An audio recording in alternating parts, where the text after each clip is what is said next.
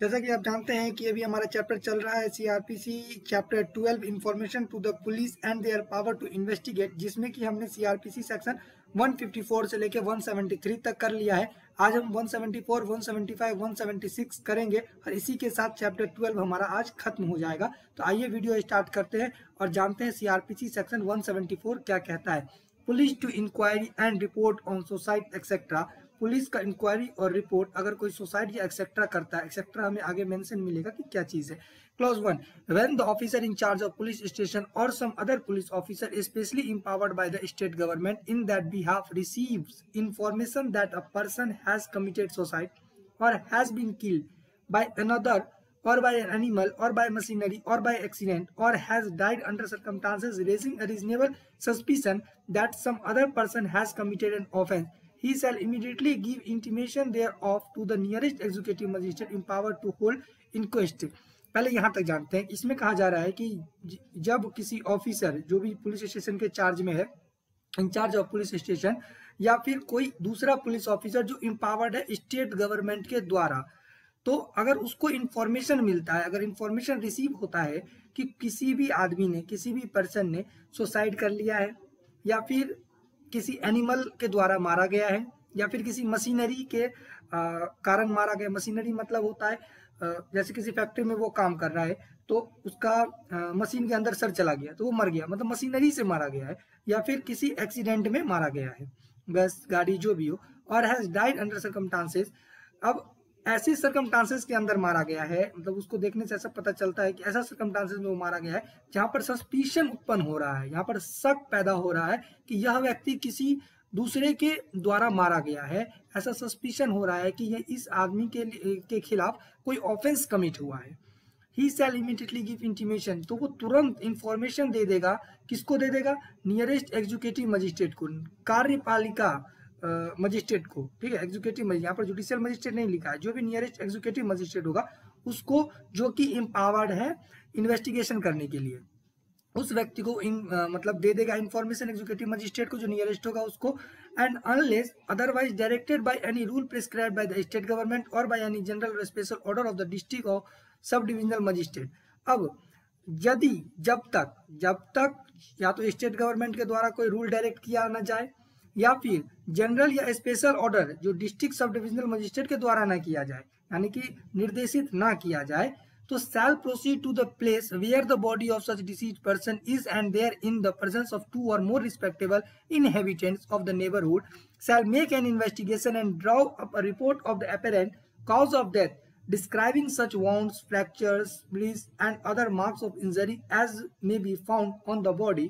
and stating in what manner or what weapon or instrument, if any, such marks appears to have been inflicted। अब यहाँ तक हमने कहा तक government के द्वारा, मजिस्ट्रेट जब तक ये सब डिविजनल मजिस्ट्रेट कोई निर्धारित नहीं कर देता तो फिर पुलिस ही आगे बढ़ेगा। पुलिस क्या करेगा? उस जगह पर जाएगा जहां पर वो जो डिसीज है, जो मर गया है, उसका बॉडी है, वो वहां पर जाएगा और वहां के जो दो रिस्पेक्टेबल इनहेबिटेंट्स है, मतलब जो वहां पर रहते हैं, उसके अगल बगल कोई तो रहता होगा नेबरहुड, वहां से दो रिस्पेक्टेबल पर्सन को लेगा और वो इन्वेस्टिगेशन करेगा और वह रिपोर्ट तैयार करेगा कि ये जो डेथ है वो कैसा लग रहा है, वहां पर क्या चोट लगा हुआ है, उसका क्या हड्डी टूटा है, क्या मतलब घाव है, या फिर किसी दूसरे तरीके का मार्क्स, जो भी इंजरी है, जो भी उसके बॉडी पर मिल रहा है, वो सब वो क्या करेगा? मेंशन करेगा, एक रिपोर्ट तैयार करेगा उस बॉडी के बारे में, और उसमें वो भी बताएगा कि ये उसको क्या लगता है कि वो किस हिसाब से मरा होगा और किस इंस्ट्रूमेंट से वो जो चोट उस पर अगर कोई मार्क्स है, अगर है तो वो किस इंस्ट्रूमेंट से आ सकता है, ये पुलिस ऑफिसर बनाएगा। यहाँ पर कौन इन्वेस्टिगेशन करेगा? पुलिस ऑफिसर ये रिपोर्ट तैयार करेगा। यद्यपि लेकिन पुलिस ऑफिसर तभी करेगा जब तक कि स्टेट गवर्नमेंट या फिर जो भी एग्जीक्यूटिव मजिस्ट्रेट है वो निर्देशित ना करे कोई दूसरा चीज, या फिर वो खुद नहीं आता है तब, ठीक है। उसके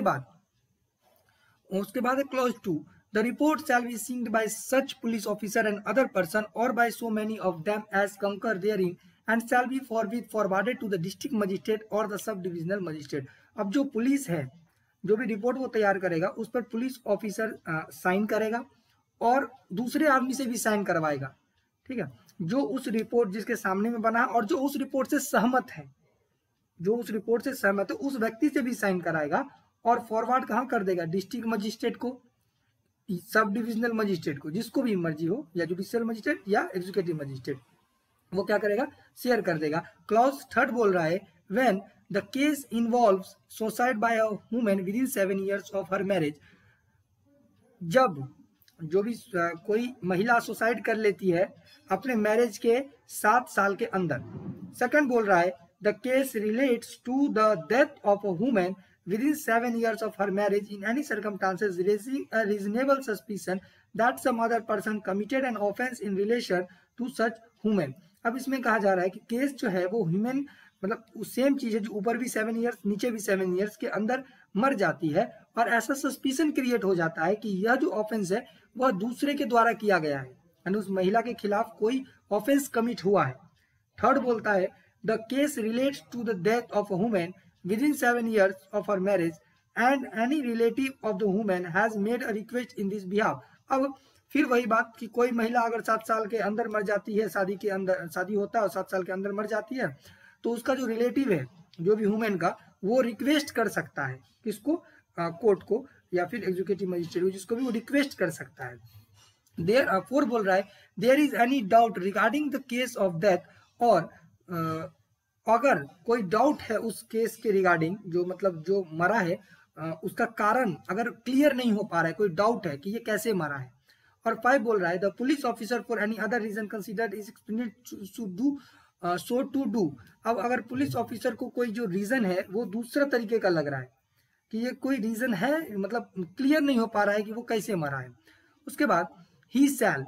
subject to such rules as the state government may prescribe in this behalf forward the body with a view to its being examined to the nearest civil surgeon or other qualified medical men appointed in this behalf by the state government if the state of the weather and the distance admitted of its being so forwarded without risk of such putrefaction on the road as would render such examination useless। अब इसमें कहा जा रहा है कि वही जो police officer है, ठीक है, वो क्या करेगा, जो भी स्टेट गवर्नमेंट का रूल है उसके हिसाब से, उस प्रक्रिया से जो भी उसके बिहाफ पर है, स्टेट में अलग अलग होता है, जो भी स्टेट का रूल है उस बॉडी को क्या करेगा, एग्जामिन करने के लिए, यानी उस बॉडी का पोस्टमार्टम, एक तरह से यहाँ पर पोस्टमार्टम मेंशन नहीं है लेकिन यहाँ पर होगा पोस्टमार्टम ही, ठीक है, पोस्टमार्टम के लिए वो नियरेस्ट सिविल सर्जन के पास या फिर किसी अदर जो मेडिकल क्वालिफाइड है, जो स्टेट गवर्नमेंट के अंदर काम कर रहा है या स्टेट गवर्नमेंट से डिग्री है, जो भी है, डॉक्टर है, मतलब वेरीफाइड डॉक्टर है, क्वालिफाइड मेडिकल मैन, और स्टेट गवर्नमेंट के हॉस्पिटल में है, यानी स्टेट गवर्नमेंट के द्वारा अपॉइंट किया गया है, तो वो क्या करे, अगर उसके पास भेज दिया जाएगा किस चीज के लिए, एग्जामिन करने के लिए, यानी पोस्टमार्टम करने के लिए। इफ द स्टेट, अब यहाँ पर क्या है, एक कंडीशन है कि अब वो जो पुलिस ऑफिसर है वो क्या देखेगा कि डिस्टेंस देखेगा कि कितने दूर में सिविल सर्जन है, कितने दूर में वो क्वालिफाइड डॉक्टर है, या कितने दूर में स्टेट गवर्नमेंट का जो डॉक्टर है वो है, तो वो डिस्टेंस देखेगा और वेदर देखेगा कि यदि रिस्क होगा, यदि रिस्क है उसका बॉडी का सड़ जाने का, यानी जब तक पहुंचेगा तब तक बॉडी सड़ जाएगा, या पानी हो रहा है तो सड़ जाएगा, यानी वेदर ठीक नहीं है तो अगर सड़ जाएगा तो इसके रिस्क के बिना वो फॉरवर्ड करेगा, अगर ऐसा रिस्क है तो वो फॉरवर्ड नहीं करेगा। यहाँ पर क्या लिखा है, forward without the risk of such putrefaction, यानी अगर सड़ने के रिस्क के साथ वो फॉरवर्ड नहीं करेगा, फॉरवर्ड करेगा बिना रिस्क का, जो बॉडी सड़े ना, कंडीशन देखेगा, वेदर का, डिस्टेंस देखेगा। अब उसका फॉरवर्ड नहीं करेगा, अब फॉरवर्ड कर दिया और एग्जामिनेशन जो अभी यूजलेस हो जाए उस कंडीशन में फॉरवर्ड नहीं करेगा। आई होप ये क्लियर हो गया होगा। यहाँ पर ऐसा नहीं लिखा है कि नहीं करेगा, लेकिन यहाँ पर ये जरूर लिखा है कि फॉरवर्ड करेगा लेकिन रिस्क नहीं लेगा वो बॉडी के खराब होने का। उसके बाद 4 बोल रहा है the following magistrate are empowered to hold inquiry, namely any district magistrate or sub divisional magistrate, any other executive magistrate specially empowered in this behalf by the state government or the district magistrate. अब जो following magistrate है, जो हमने ऊपर पढ़ा है उसमें inquiry कर सकता है, यानी कि रिपोर्ट तैयार कर सकता है कोई भी डिस्ट्रिक्ट मजिस्ट्रेट, कोई भी सब डिविजनल मजिस्ट्रेट या अदर एग्जीक्यूटिव मजिस्ट्रेट जो कि स्पेशली इंपावर्ड किया गया हो स्टेट गवर्नमेंट के द्वारा या फिर डिस्ट्रिक्ट मजिस्ट्रेट के द्वारा। आई होप ये क्लियर हो गया होगा। उसके बाद हम आते हैं 175 CRPC, power to summon person. Clause 1,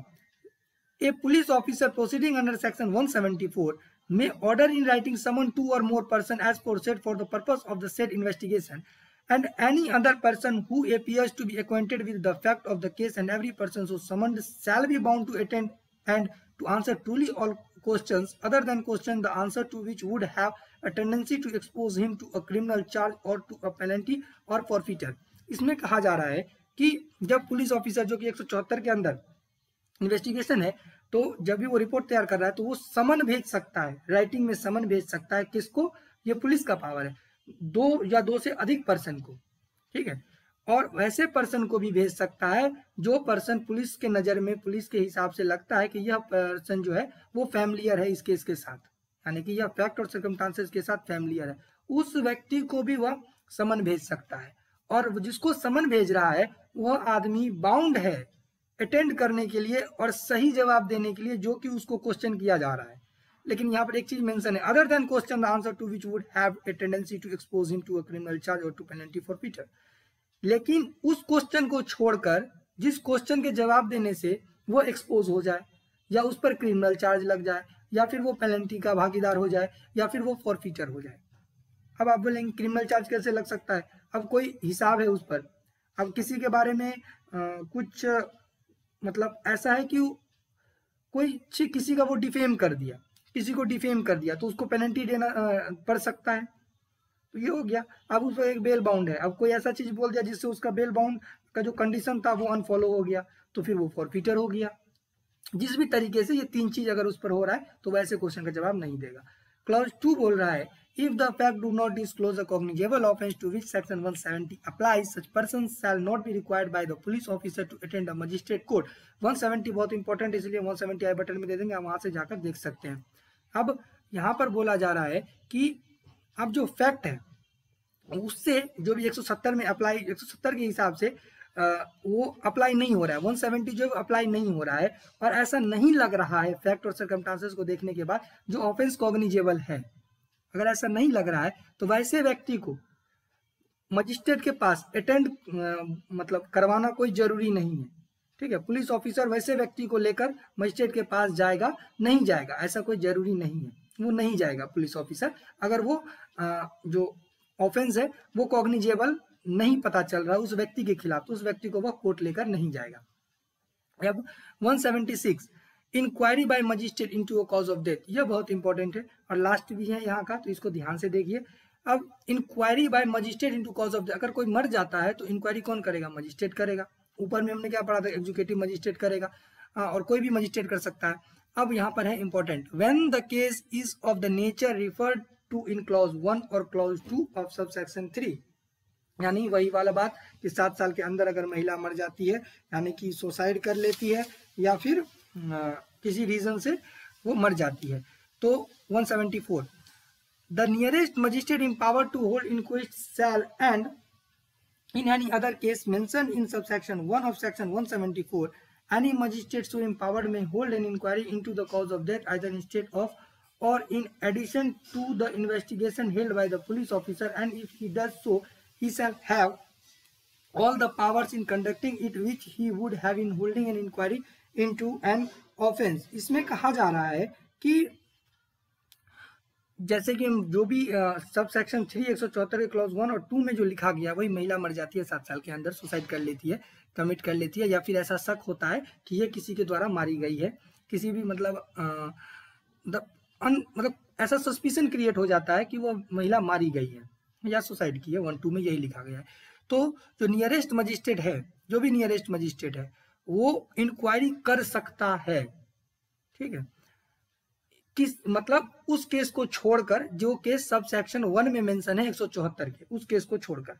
बाकी जो ये ऊपर 1 और 2 में लिखा हुआ है उसके अंदर अगर मजिस्ट्रेट जो नियरेस्ट मजिस्ट्रेट है वह इन्वेस्टिगेशन कर सकता है, मतलब रिपोर्ट तैयार कर सकता है। Any magistrate so empowered may hold an inquiry into the cause of death instead of or in addition to the investigation held by the police officer। अब पुलिस ऑफिसर के द्वारा पहले ही इन्वेस्टिगेशन कर लिया गया है, उससे मतलब नहीं है। अगर पुलिस रिपोर्ट कर लेता है, पुलिस रिपोर्ट तैयार भी कर लेता है, उसके बाद भी अगर मजिस्ट्रेट चाहे तो वो अपना रिपोर्ट भी तैयार कर सकता है। पर अगर वह ऐसा करता है तो उसके पास वह सभी शक्तियां होंगी जो एक इंक्वायरी, एक ऑफेंस को मतलब जो एक इन्वेस्टिगेशन ऑफिसर के पास होता है, जो इंक्वायरी करने के वक्त में चाहिए, तो वो जो मजिस्ट्रेट है उसके पास वो सभी पावर होगा। आई होप ये क्लियर हो गया होगा। उसके बाद हम चलते हैं आगे। 1A, where any person dies or disappears or rape is alleged to have been commit on any women. अब जहां पर ऊपर हमने क्या पढ़ा था कि कोई भी मजिस्ट्रेट है वो अपना एडिशनल पुलिस ऑफिसर भी कर सकता है और मजिस्ट्रेट भी साथ साथ में करेगा, दोनों अपना रिपोर्ट अलग अलग बनाएगा। 1A बोल रहा है जहां पर कोई पर्सन मर जाता है या डिसअपियर हो जाता है या किसी महिला पर रेप कमिट होता है, वाइल सच पर्सन और women is in the custody of the police, और जिस पर यह चीज हो रहा है वह पुलिस कस्टडी में है, or in any other custody authorised by the magistrate, और या तो फिर किसी अदर कस्टडी में यानी जुडिशियल कस्टडी या पुलिस कस्टडी में ऐसा हुआ, या फिर जुडिशियल कस्टडी में जो भी कुछ ऑथोराइज किया गया है मजिस्ट्रेट के द्वारा और कोर्ट के द्वारा, कस्टडी में वो मर जाता है या वहां से गायब हो जाता है। अगर महिला है तो या तो उस पर रेप कमिट होता है। तो यहाँ पर है कि under this code in addition to the inquiry or investigation held by the police and inquiry shall be held by the judicial magistrate metropolitan magistrate as the case may be within whose local jurisdiction the offence has been committed. अब इसमें कहा जा रहा है कि जो police officer है, अब ये पुलिस कस्टडी से गायब हुआ है या किसी कस्टडी से गायब हुआ है, तो इसमें है कि जो पुलिस कस्टडी जो इन्वेस्टिगेशन किया है यानी पुलिस जो इन्वेस्टिगेशन किया है, जो भी इन्वेस्टिगेशन किया गया है, लेकिन यहाँ पर चीफ जुडिशियल जो मजिस्ट्रेट है यानी जुडिशियल मजिस्ट्रेट जो है वो भी इंक्वायरी करेगा इस केस का, और मेट्रोपोलिटन मजिस्ट्रेट भी करेगा जिसके लोकल जुरिडिक्शंस में वो ऑफेंस किया गया है, वह उसका इंक्वायरी करेगा ही करेगा, चाहे पुलिस करे या ना करे। वैसे पुलिस तो करेगी, लेकिन पुलिस के ही भरोसे इस केस में नहीं छोड़ा जा सकता। एक एडिशन, एक अलग से ये जो जुडिशियल मजिस्ट्रेट है या फिर मेट्रोपोलिटन मजिस्ट्रेट है जिसके भी जुडिक्शन में होगा वो भी इंक्वेस्ट करेगा, वो भी इंक्वायरी करेगा। क्लॉज 2 बोल रहा है the magistrate holding such an inquiry shall record the evidence taken by him in connection therewith in any matter hereinafter prescribed according to the circumstances of the case। अब यहाँ पर जो मजिस्ट्रेट है जो इंक्वायरी कर रहा है वो सभी एविडेंस को रिकॉर्ड करेगा, जो भी एविडेंस उसके द्वारा लिया गया है, हाँ, और जो भी उनको सही लगेगा, जो भी मैनर उनको सही लगेगा, ठीक है, जो भी लॉ में प्रेस्क्राइब्ड है उस हिसाब से वह उसको लेखबद्ध करेगा यानी कि लिखेगा, उसको रिकॉर्ड करेगा। Whenever such magistrate considered it expedient to make an examination of dead body of any person who has been already interred in order to discover the cause of his death, the magistrate may cause the body to be distinct and examined। इसमें कहा जा रहा है कि जब किसी magistrate को ऐसा लगेगा कि जो डेड बॉडी है, जो डेड बॉडी है वो उसको जांच होना चाहिए, तो वो उसको निकलवा सकता है। उस बॉडी को क्या किया, मतलब गाड़ दिया गया है, लेकिन उसको लगता है कि अगर इसको निकालने से जो मतलब कुछ डिस्कवर होगा, डेथ का कारण पता चलेगा, उस रीजन से अगर मजिस्ट्रेट सर चाहे तो उस बॉडी को एग्जामिन करने के लिए दोबारा से निकलवा सकते हैं। आई होप ये क्लियर हो गया होगा। थर्ड बोल रहा है कि मजिस्ट्रेट सर के पास ये पावर है कि जो बॉडी को गाड़ दिया गया है उस बॉडी को वो दोबारा निकलवा सकते हैं।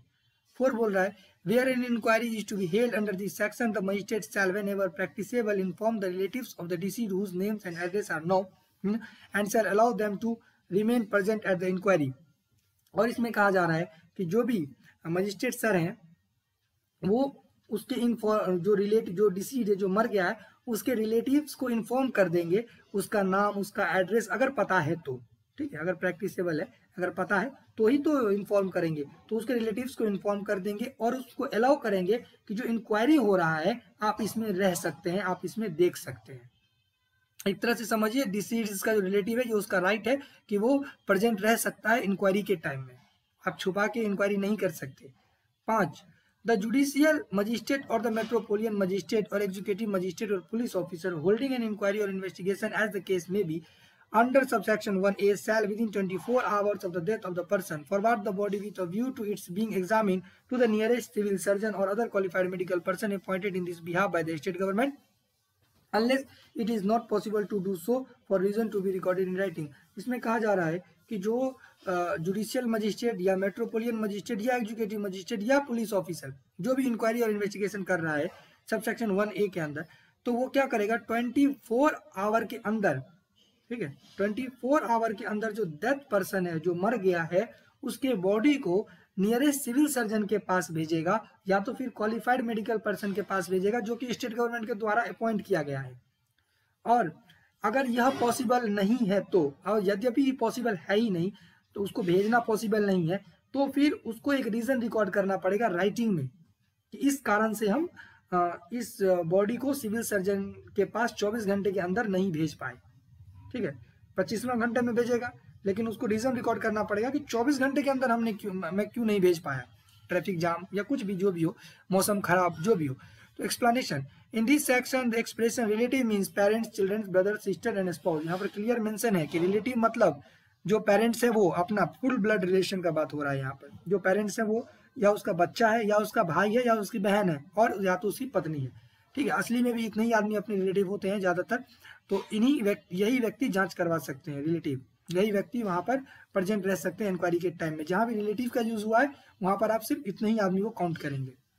आई होप यहाँ तक सब कुछ क्लियर हो गया होगा। इसी के साथ हमारा चैप्टर समाप्त होता है। अगर आपको कुछ समझ नहीं आया है, हम जानते हैं कि इसमें आपको बहुत चीज समझ नहीं आया, बहुत चीज तो नहीं, कुछ चीज आपको समझ नहीं आया होगा, तो आप कमेंट कर सकते हैं, वहां पर जहां तक हो सकेगा हम जवाब देंगे। और आई होप यहाँ तक सब कुछ क्लियर हो गया। नेक्स्ट में अब हम कुछ अलग चैप्टर पकड़ेंगे, हो सकता है 13 ही हम पढ़ें, लेकिन जो भी इंपॉर्टेंट होगा हम वही पढ़ेंगे। आज के लिए वीडियो यही समाप्त होता है। जय हिंद।